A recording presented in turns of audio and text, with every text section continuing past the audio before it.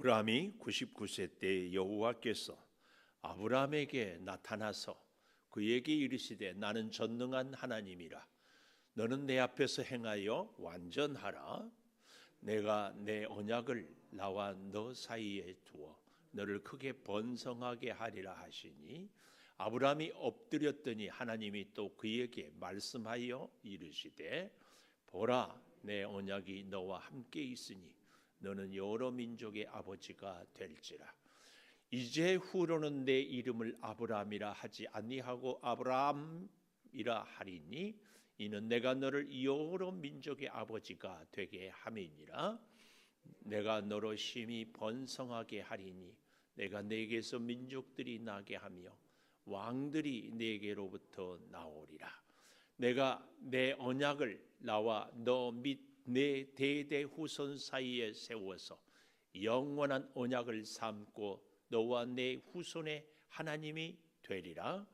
내가 너와 내 후손에게 내가 거류하는 이 땅 곧 가나안 온 땅을 주어 영원한 기업이 되게 하고 나는 그들의 하나님이 되리라. 하나님이 또 아브라함에게 이르시되 그런즉 너는 내 언약을 지키고 내 후손도 대대로 지키라. 너희 중 남자는 다 할례를 받으라. 이것이 나와 너희와 너희 후손 사이에 지킬 내 언약이니라. 너희는 포피를 베어라. 이것이 나와 너희 사이의 언약의 표징이니라.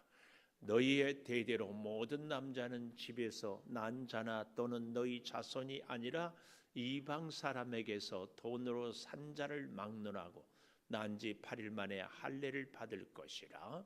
너희 집에서 난 자든지 너희 돈으로 산 자든지 할례를 받아야 하리니 이에 내 언약이 너희 살에 있어 영원한 언약이 되려니와 할례를 받지 아니한 남자 곧 그 포피를 베이지 아니한 자는 백성 중에서 끊어지리니 그가 내 언약을 배반하였음이니라.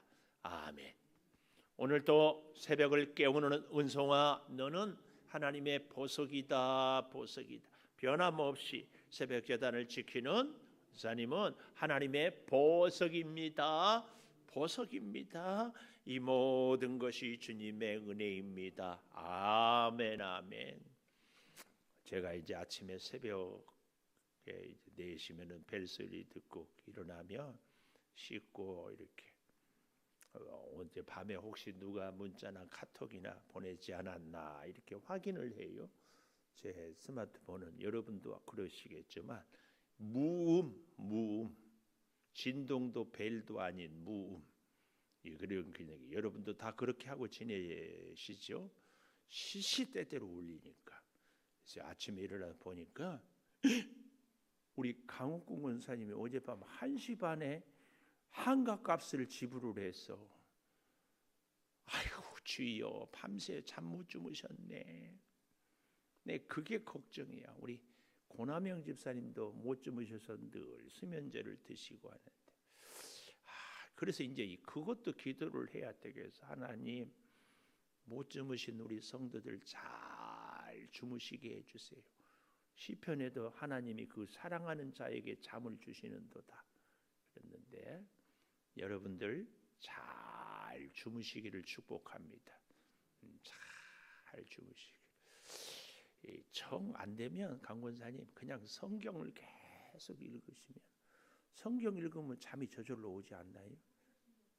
사도신경.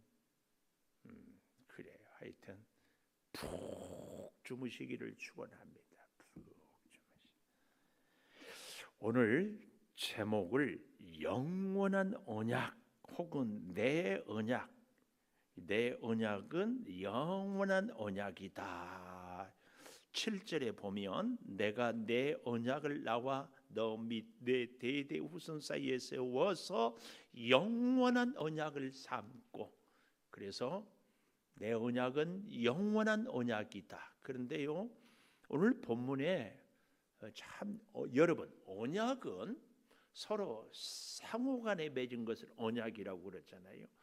근데 하나님께서 아담, 노아, 아니 많은 인류 심지어는 아브라함하고 맺은 언약도 이게 서로 간에 잘 지켜지지가 않는 거예요.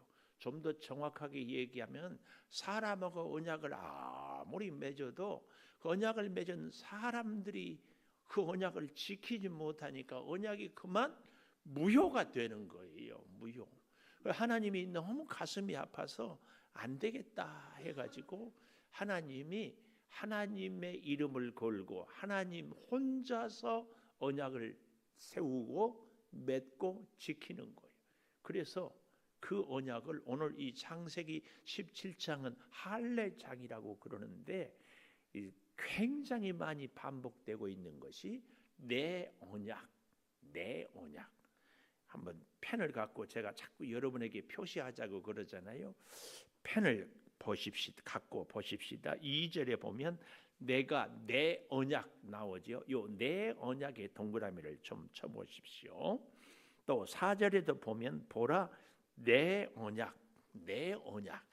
또 7절에도 보면 내가 내 언약을, 그리고 영원한 언약 동그라미. 9절에도 보면 그런즉 너는 내 언약을 지키라. 10절에도 두 번째 줄에 보면은 지킬 내 언약, 내 언약. 그리고 11절 마지막에 보면 언약의 표징은 할례다 그랬고요. 13절에도 보면 마지막에 내 언약이 너희 살에 있어서 영원한 언약. 14절에도 보면 그가 내 언약을 배반하였음이니라. 내 언약. 그래서요 서로 쌍방간의 의무가 있다고 해가지고 언약은 원래 쌍무 언약이라 그랬는데 이 하나님이 내 언약 그래서 한편에만 의무가 있다고 해서 편무 언약 이런 표현을 씁니다. 원래 언약은 쌍무 언약이어야 되는데 편무 언약 한편에만. 하나님의 언약은 바로 그 언약입니다. 그래서 우리는 하나님이 쭉 백성들과 언약을 맺다가 지키지 못해서 그렇다고 포기할 수 없어서 하나님이 하나님의 이름을 걸고 하나님 스스로 나는 너희를 절대로 포기하지 않고 외면하지 않고 너희를 끝까지 사랑하겠다. 그 의미로 하나님이 내 언약, 하나님의 언약이라는 이런 표현을 씁니다. 이 창세기 17장은 할례장이라고 하지만 사실은 하나님의 언약입니다. 하나님의 언약. 자, 1절에 보니까 아브라함이 99세 때 여호와께서 아브라함에게 나타났다 그랬는데 16장 16절에 보면 뭐라고 얘기했어요? 이스마엘을 낳을 때가 86세였다. 13년 동안 하나님이 아브라함에게 아무 말씀이 없으셨어요. 왜 그랬을까? 우리는 여러 가지로 생각해 볼 수 있지만 13년 동안 아브라함이 그 첫 하갈을 통해서 난 이스마엘에게 완전히 퐁 빠져버렸습니다. 86세에 아들을 보았는데 얼마나 귀엽고 대견하고 사랑스럽고 그래서 애 보는데 정신이 팔려서 아무것도. 그래서 저는요 여기서 이 86세에서 99세까지 13년 동안 하나님은 사실은 어떤 면에서는 계속해서 아브라함아 아브라함아 찾고 있었을 텐데 하나님의 그 음성을 아브라함이 듣지 못했을 수도 있고 또 하나님이 너무 마음이 상해서 13년 동안 침묵하고 계셨을 것이다. 이 두 가지 양면성을 우리가 같이 보아야 합니다. 우리 인생도 그러잖아요. 세상이나 혹은 내 일이나 혹은 어떤 큰 사건이 있으면 하나님이 보이지 않아요. 하나님의 음성이 들리지도 않아요. 하나님이 의식이 되지도 않아요. 그러다가 어떤 계기가 있어서 내 한계를 알게 깨닫고 그리고 그 어떤 것이 어느 정도 정리가 된다든지 도저히 이것은 아니다 할 때에야 하나님의 음성이 들리거든요. 그때가 아브라함이 99세였다. 99세. 그러니까 우리가 어제 아침에 보았던가요? 16장 3절에 가나안 땅에 거주한 지 10년이 지날 때에 어땠어요? 아브라함이 하갈과 동침해서 애를 낳았. 그래서 그 아이가 이제 태어난 지 아브라함 나이가 86세. 10년이 지나고 1년 뒤에 낳았을 거니까 86세. 그리고 99세. 그러니까 75세에 갈대아 우르를 떠나서 24년이 지난. 근데 그동안에 하나님이 아브라함에게 계속 말씀을 주셨어요. 내 후손으로 번성케 하겠다. 자손을 많이 낳게 하겠다. 창대하게 하겠다. 12장에서 13장에서 15장에서 그렇게 말씀을 주셨는데도 아브라함은 어땠다고요? 믿지를 못하고 인간의 방법으로 찾아보고 여러 가지 노력을 했던 것. 그래서 어제 우리가 그런 말씀을 했어요. 신앙의 최고봉은 기다림이다. 자꾸 우리가 기다리지 못하고 이 방법 저 방법, 마치 어린아이가 엄마를 기다려야 되는데 엄마를 돕겠다고 어떤 생각으로 그냥 라면 끓이다가 반찬통 엎어버리고 그릇 깨버리고 하는 것처럼 하나님의 지혜와 방법을 기다리지 못한 것이 오히려 우리 인생을 훨씬 힘들게 하는 사울 왕의 모습 같은 것. 자, 그 13년 동안 지났는데 여호와께서 아브라함에게 나타나서 이르시되 세 가지를 얘기하고 있습니다. 영원한 언약은 내 언약이라고 하는 하나님이 그 첫째로 뭐라고 얘기하는가 하면 1절 하반절에 나는 전능한 하나님이다. 이 히브리어로 엘 샤다이, 한번 따라해 보십시다. 엘 샤다이, 엘 샤다이. 우리는 이 시간 히브리어를 했습니다. 엘이라 이 말은 하나님이라 이 말이고 샤다이라 이 말은 전능하다. 하나님이 99세에 이스마일도 이만큼 컸고 아브라함의 생각이 많았지 않았겠어요? 이 이스마일을 어떻게 장가 보내고 후계 구도를 어떻게 하고 어떻게 번성하게 하고 온통 생각이 꽉 차 있는데 하나님이 나타나서 엘샤다이, 나는 전능한 하나님이다. 이 말은 다른 말로 얘기해 보면 아브라함을 향하여서 하나님의 섭섭한 마음을 표현한 거예요. 나는 전능하다.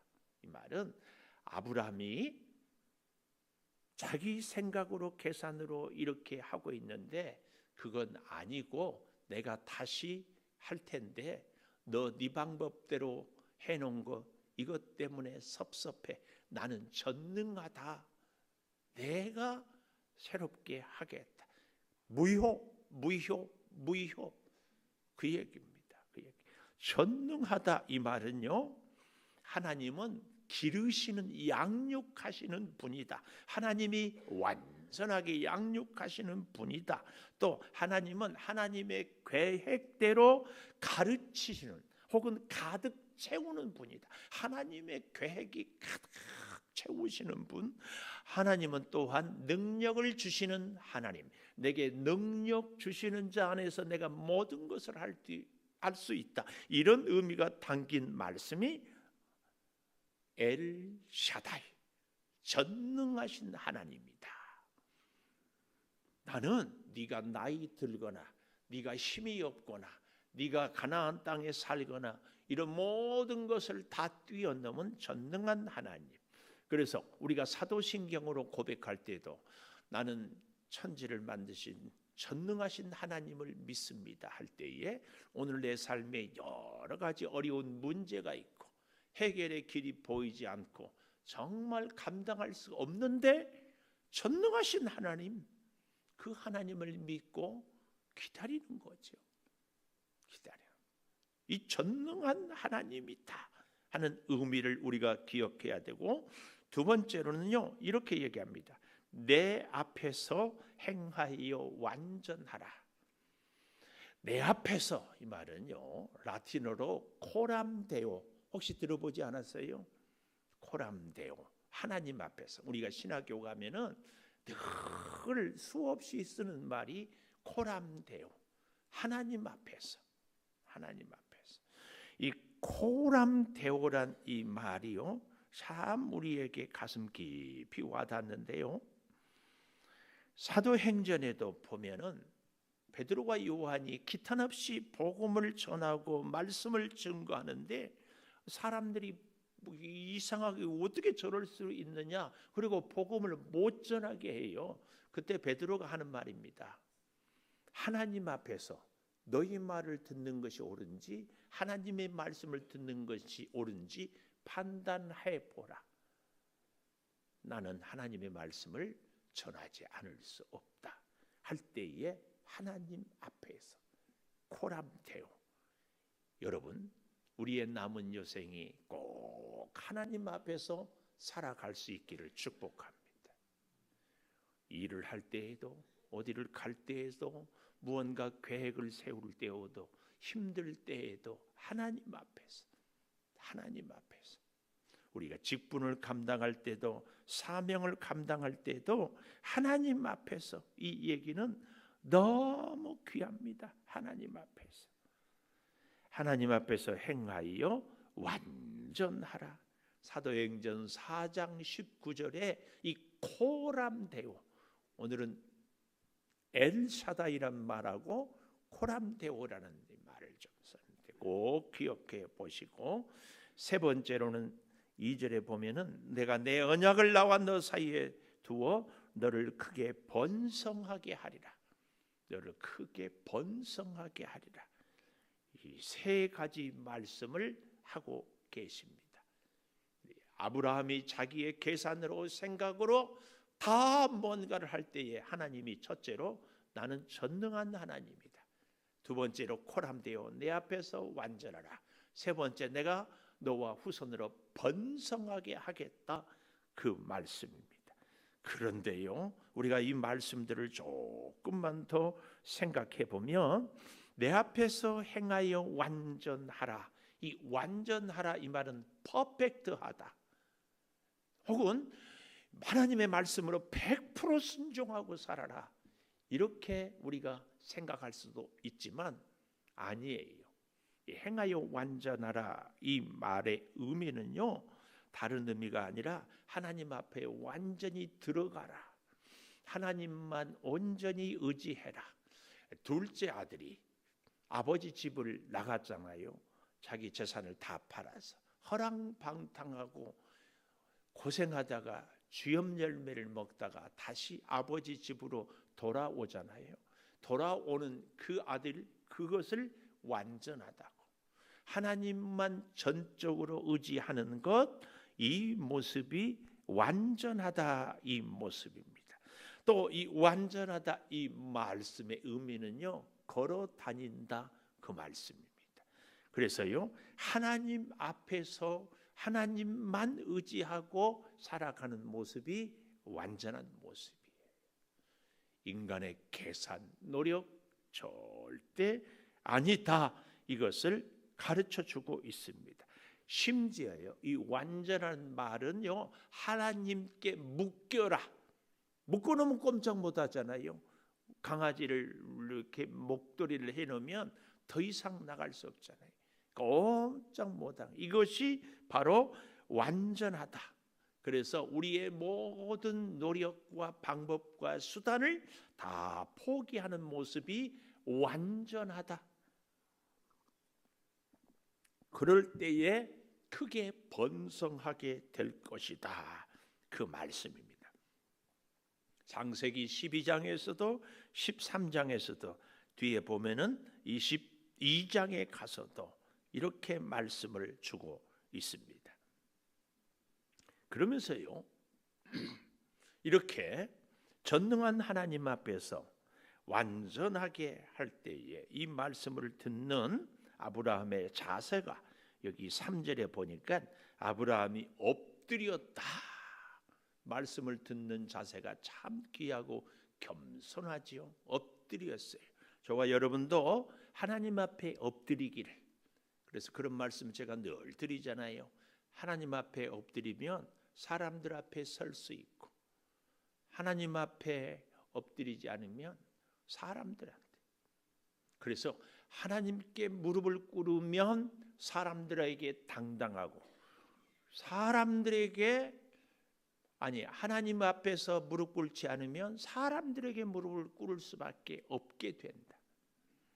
근데요, 이 엎드렸다 그랬는데요, 이제 내일 보게 될 17절 가보십시오. 17장 17절. 아브라함이 엎드렸는데 웃으며 그랬습니다.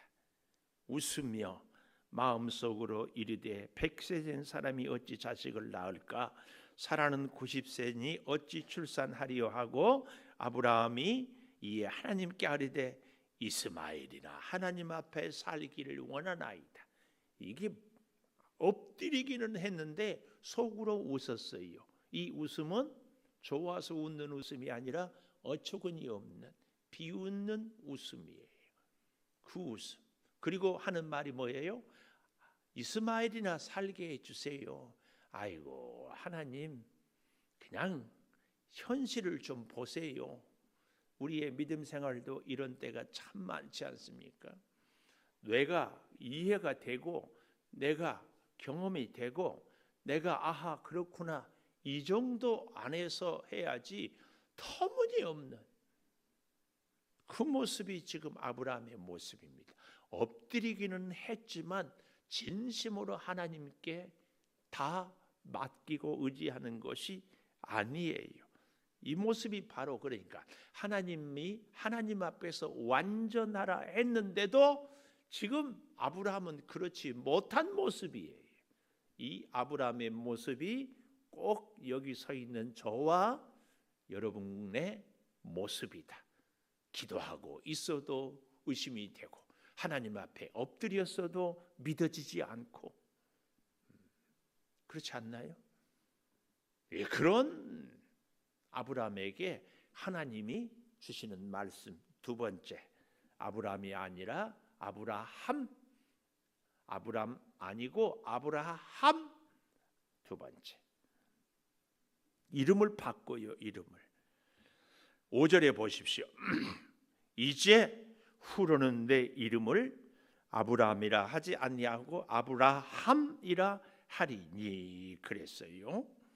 또 이제 내일 아침에 보게 되겠지만 사레를 사라라고 15절에 아브라함에게 이르시되 내 아내 이름은 사레는 사레라 하지 말고 사라라 하라.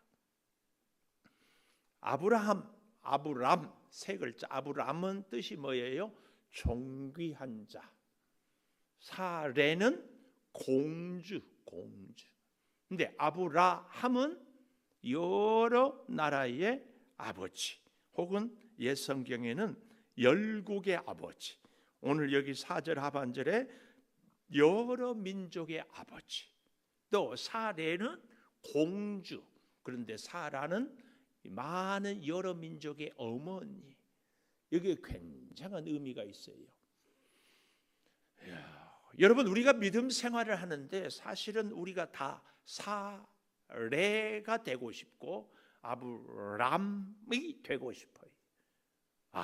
집사님은 참 존귀한 자입니다. 우리 목사님은 참 존귀한 분입니다. 이 얘기 들으면 좋아요, 안 좋아요? 다 좋지. 존귀한 자의 존재감을 다 갖고 싶죠. 신앙생활, 아니 우리 창조교회에 와서도 공주로 신앙생활 하고 싶지 않나요? 주일날 와서도 드레스 쫙 입고 우아하게 드레스 쫙 끌으면서 이렇게 예배 드리고 주방에 들어갔으면 식당에서 밥 우아하게 먹고 쓰셔도 가만히 놓고,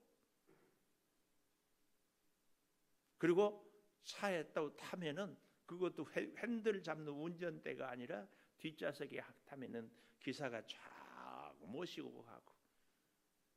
공주로 살고 싶지 않으신가요? 전에, 지금은 우리 교회 공주님이 안 계시는데 전에는 계셨어요.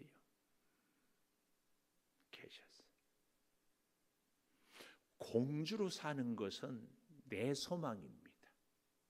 저도요, 존귀한 목사 되고 싶어요.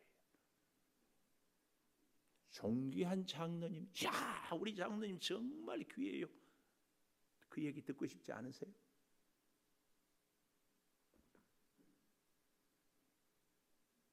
존귀한 권사님, 집사님, 권사님은 존귀하신 분입니다. 어때요? 지금 설교 뉘앙스상 차마 대답은 못하지만 속으로는 다 좋아라갑니다. 근데 하나님은 그 존귀한 아브라함을 아브라함이라, 여기에서는 굉장한 의미가 있어요. 우리 자신, 나만 생각하고 나만 알아주기를 원하는 것은 존귀한 자인지 모르지만 하나님 편에서 존귀한 자는 여러 민족의 아버지가 될 때에, 그런 얘기 있죠. 한 부모는 10자식을 길러도 10자식은 한 부모 못 모신다고. 여러 민족의 아버지, 굉장한 의미가 저는 있어요. 많은 민족을 살게 하는. 오늘 우리가 이 시대의 믿음 생활을 하는데 사라로 여러 민족의 어머니로 사는 것이 하나님이 기뻐하는 삶이에요. 자식을 양육하는 것이 얼마나 벅차고 힘들고 어려워요. 그런데 하나님은 그 사명을 우리에게 주시는 거예요. 여러 민족의 아버지로. 아버지는 마음속에 늘 자녀들이 가득 차 있어요. 10손가락 깨물어서 안 아픈 손가락 없다고. 하나님께서 오늘 우리에게 아브라함으로 사라로 살라고 하는 거예요. 우리 교회 수백 명, 한 생명 한 생명을 향하여서 아버지로 만나라, 그 말이에요. 공주로, 왕자로 만나지 말고 아버지로 만나, 어머니로 만나는 거예요. 어머니 생각할 때마다 여러분 어머니 다 가슴 뭉클하죠. 이 자녀를 위해서 희생을 마다하지 않아요. 구정물에 손에 물기 마를 날이 없고, 얼마나 고생, 말할 수 없죠. 하나님은 우리에게 그 사명을 주시고 그렇게 살기를 원하고, 그래서 너로 하여금 너뿐만 아니라 후손이, 여러분 뜻밖의 후손이란 말이 오늘 본문에 참 많이 나와요.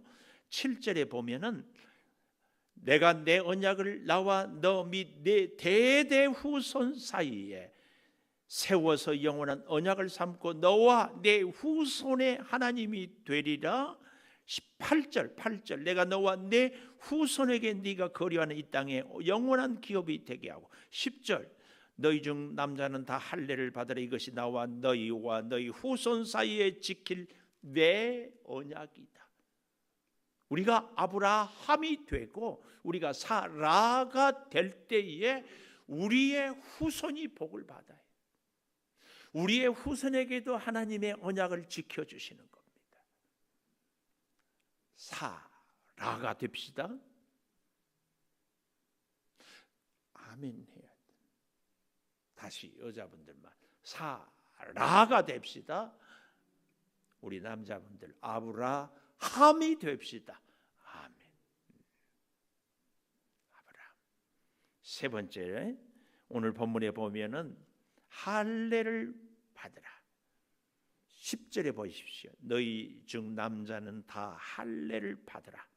할례는 뭘 상징합니까? 죽음을 상징합니다. 남자의 성기에 포피를 베는 것은 너는 죽었다, 그 말이에요. 그래서요, 참 신기하죠. 여러분, 묻고 싶어요. 이삭은 아브라함의 자손입니까? 아브라함의 자손입니까? 이삭이? 성경은 그렇게 얘기하지 않아요. 아브라함의 자손이라 하지 않고 우리 로마서죠, 9장 8절, 로마서 9장 8절 한번 찾아보십시다. 곧 육신의 자녀가 하나님의 자녀가 아니요. 여기서 말하는 이 육신의 자녀는 7절 볼까요? 로마서 9장 7절. 아브라함의 씨가 다 그의 자녀가 아니고 오직 이삭으로부터 난 자라야 내 씨라 불리리라 하셨으니 육신의 자녀가 하나님의 자녀가 아니고 오직 약속의 자녀가 씨로 여기심을 받느니라. 약속의 자녀. 이삭을 아브라함의 자녀라 하지 않고 약속의 자녀라는 표현을 써요. 굉장히 중요한 의미입니다. 왜요? 할례를 행함으로 아브라함은 죽었다 그 말이에요. 아브라함의 힘, 아브라함의 방법이 아니라 하나님의 약속으로 태어난 아들이 이삭이에요. 그리고 약속의 자녀. 할례는 그래서요 죽음을 의미합니다. 다시 우리 창세기 17장으로 와서 오늘 여기 10절에 너희 중 남자는 다 할례를 받으라 할 때 이 할례는 죽음이요 신약의 의미는 십자가의 의미입니다. 십자가. 예수 그리스도가 십자가에서 죽으셨잖아요. 근데 십자가는 십자가로 끝나지 않습니다. 부활. 그래서 죽음으로 다시 역사가 이루어지는 줄을 믿습니다. 기도하겠습니다. 하나님, 영원한 언약은 하나님의 언약입니다. 이 언약 지키기 위하여 하나님은 전능하다. 그러니 너는 내 앞에서 행하여 완전하라.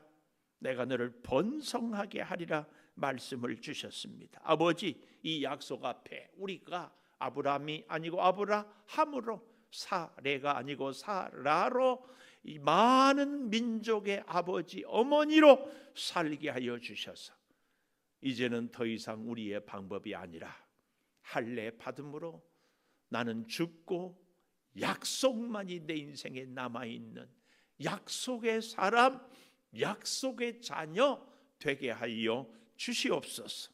지금은 우리 주 예수 그리스도의 은혜와 아버지 하나님의 무한하신 사랑과 성령의 감동하심이 영원토록 함께 하시옵기를 간절히 축원하옵나이다. 아멘. 기도하십시다.